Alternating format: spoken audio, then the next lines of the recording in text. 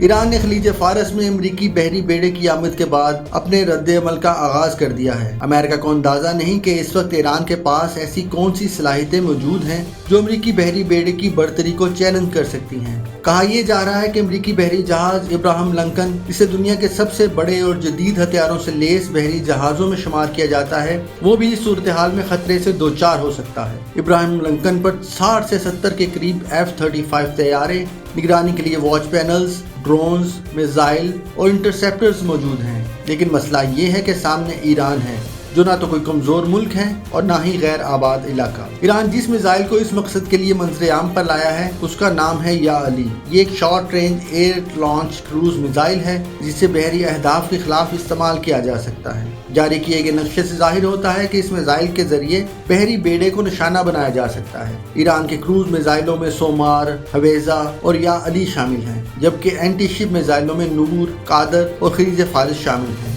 یا علی میزائل کو ایرانی F-4 طیارے کے ذریعے لانچ کیا جا سکتا ہے۔ یہ تقریباً 0.8 ماخ کی رفتار سے پرواز کرتے ہوئے ہدف کو نشانہ بنا سکتا ہے۔ اس میزائل کی رینج تقریباً 700 کلومیٹر ہے اور لانچ ہونے کے بعد یہ ریڈار پر کم دکھائی دیتا ہے کیونکہ یہ سمندر کی سطح کے قریب کم بلندی پر پرواز کرتا ہے۔ یہ میزائل 200 سے 250 کلو گرام تک بارودی مواد لے جانے کی صلاحیت رکھتا ہے۔ ایک طرف خلیج فارس کے نام سے منسوب میزائل ہے اور دوسری طرف یا علی نامی میزائل اور پھر قہر 313۔ کہا جا رہا ہے کہ ایران میں رجیم چینج کا امریکہ کا خواب اب محض ایک خواب ہی رہے گا۔ یا علی میزائل دشمنوں کو نیست و نابود کرنے کے لیے تیار ہے۔